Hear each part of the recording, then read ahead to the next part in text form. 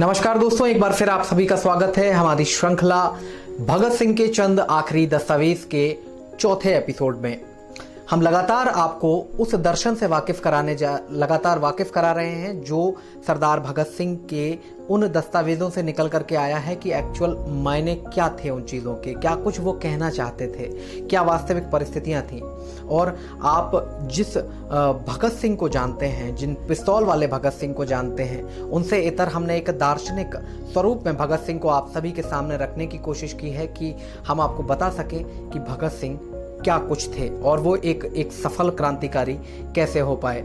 दर्शकों, हम कई बार जब हम कहते हैं कि भगत सिंह, तो हमारे मन मस्तिष्क में एक चेतना का प्रवाह होता है और हम सोचते हैं कि भगत सिंह एक ऐसा व्यक्ति जो किसी से डरता नहीं है। डरने और समझौता करने में कई अंतर है। कई बार समझौता करने की जब स्थितियां बनती हैं तो हम कहते हैं कि नहीं, हम डरते नहीं हैं। डरते तो भगत सिंह भी नहीं थे, ये तो आप इस बात पे आपको भरोसा होगा कि डरते भगत सिंह नहीं थे। लेकिन उनके ही दृष्टांत से एक बहुत अच्छी चीज निकल करके आई है कि समझौता आत्मसमर्पण नहीं है। इस लाइन का सीधा सा मतलब यह है कि आपको अगर समझौता करना पड़ रहा है किन्हीं कुछ परिस्थितियों के चलते, तो आपको समझौता कर लेना चाहिए। वो कहते थे, इसलिए उन्होंने पूरी लाइन इसको जो इस तरह से कही है कि समझौता कोई आत्मसमर्पण नहीं है। समझौता तो एक राजनीति का हिस्सा है। समझौते के द्वारा आपको समय मिल सकता है अपनी चीजों को स्टेबल करने का। समझौता इस तरह से देखिए कि वो तैयारी का समय देता है आपको, एक बेहतर समय है जहां पर आप अपनी चीजों को और अच्छे से खंगाल सकते हो। जैसे आपकी वार्षिक परीक्षाएं होती हैं, आप उनमें एग्जाम देते हो, परीक्षा देते हो और उसके बाद रिजल्ट आता है, परिणाम आता है और उसके बाद आप एनालिसिस करते हो कि साल भर आपने क्या पढ़ा। तो समझौते को हम किसी परीक्षा की तरह इस्तेमाल कर सकते हैं कि हम जहां आकलन कर सकें स्वयं का कि हमारी यात्रा कितनी पूरी हुई, कितना हम आगे बढ़ सके। तो अगर समझौता कहीं हो रहा है तो आप इससे गुरेज मत करिए, कर लेना चाहिए, हिस्सा है ये।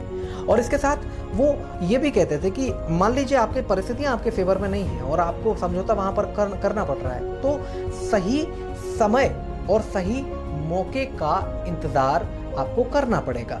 वो वक्त दे देगा, वो समझौता आपको वक्त दे देगा आगे चलने के लिए या फिर वहां पर रुकने के लिए कि आप सही मौके का इंतजार कर सकते हैं। तो अगर सफलता चाहिए है तो बहुत सारे बिंदुओं पर काम करना होगा। लेकिन एक बात के वो धुर विरोधी थे। महात्मा गांधी और अन्य जो नेता थे और उस समय के जो दिग्गज नेता थे जो आज़ादी के आंदोलन में अपनी मुख्य भूमिका निभा रहे थे, तो ये बात वहीं से निकली है। जब महात्मा गांधी जी के समझौते निकल करके सामने आए तो वो कहते हैं कि वो समझौता गलत नहीं है, लेकिन अगर समझौते को आप आत्मसमर्पण समझ लेंगे तो वो गलत है। आप पूरी तरह से निराधार हो जाते हैं। कहते हैं कि आप 10 पैसे के लिए लड़ रहे हैं और पहली बार आप संघर्ष करेंगे तो आपको 1 पैसा मिल पाएगा। ये प्रकृति का नियम है, ये दुनिया का सिद्धांत है। कोई भी व्यक्ति होगा जिसके खिलाफ आप लड़ रहे हैं वो आपको सहज रूप से आसानी से चीजें नहीं देगा। 10 पैसे के लिए आप लड़ रहे हैं तो पहली बार में आपको यकीनन 1 पैसा ही मिलेगा। लेकिन आप यहां पर समझौता कर लीजिए, बेशक कर लीजिए, लेकिन रुक मत जाइए, आत्मसमर्पण मत कर दीजिए कि ये सब कुछ हो गया, ये संपूर्ण है। कांग्रेस के नेताओं से उनकी यहीं पर नहीं बनती थी। वो ये कहते थे कि ये नेता जो हैं वो उनके आधार पर समझौते करते हैं जो अंग्रेजी शासन कहता है और वो उसे ही संपूर्ण मान लेते हैं। और मैं ये कहता हूं कि जो 10 पैसे की लड़ाई है उसमें से 1 पैसा मिला है तो 1 पैसे के बाद चुप नहीं बैठ जाना है, आत्मसमर्पण नहीं कर देना, बाकी 9 पैसे के लिए भी लड़ना है। 1 पैसा मिलने के बाद नीति सार्थक आपकी हो गई कि चलो इस रास्ते से ये हमें सफलता मिल सकती है, तो आपको अगले दूसरे पैसे के लिए काम करना है, तीसरे पैसे के लिए काम करना है, चौथे पैसे के लिए काम करना है। ये तो निरंतर यात्रा है। समर्पण एक आपका मील का पत्थर है आपकी यात्रा का, आप पहुंच गए वहां तक। अगर मैं आपके सामने भगत सिंह की बात करूं या आपने कभी भगत सिंह के बारे में सुना होगा तो आपने कहा कि नहीं, बस एक बार में सफलता मिलनी चाहिए। भगत सिंह को समझिए, भगत सिंह जो कहते थे, भगत सिंह का जो दर्शन था, अब आप को विश्वास हो सकता है क्या कि भगत सिंह समर्पण और समझौते की बात करते थे? अजीब लग रहा होगा सुन के, लेकिन पूरी बात आपने सुनी तो आपकी समझ में भी आई होगी कि वो ये कहते थे कि समर्पण, यह जो समझौता है वो पूरा समर्पण नहीं है, वो तो एक मील का पत्थर है। हमने इतनी यात्रा पूरी कर ली, वहाँ के आगे की यात्रा हम आगे करेंगे। हमने एक अल्प विराम दे दिया है स्वयं को, जिसमें आपका जो प्रतिस्पर्धा में जो व्यक्ति आपके सामने है, जिससे आपका संघर्ष चल रहा है, वो भी अल्प विराम में चला गया, आप भी अल्प विराम में चले गए। अब आप अपनी योजना तैयार कर लीजिए। वो समझ लेगा कि भाई समझौता हो गया है तो ये चीज़ें खत्म हो गई, लेकिन आपके पास वो मौका है बेहतर तैयारी के लिए। तो उनका दृष्टांत ही कुछ अलग सा था। वो कहते थे कि समझौते के साथ संतुष्ट नहीं हो जाना है, समझौते के साथ तैयारी करनी है अगली लड़ाई की।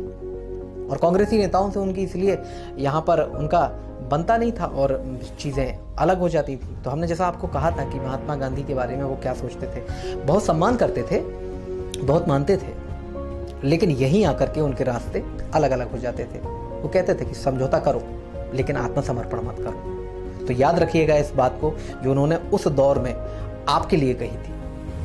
मुझे यकीन है कि आप इस बात को नहीं भूलेंगे और ये बात आपके आने वाले दिनों में आपके लिए बहुत उपयोगी साबित होगी।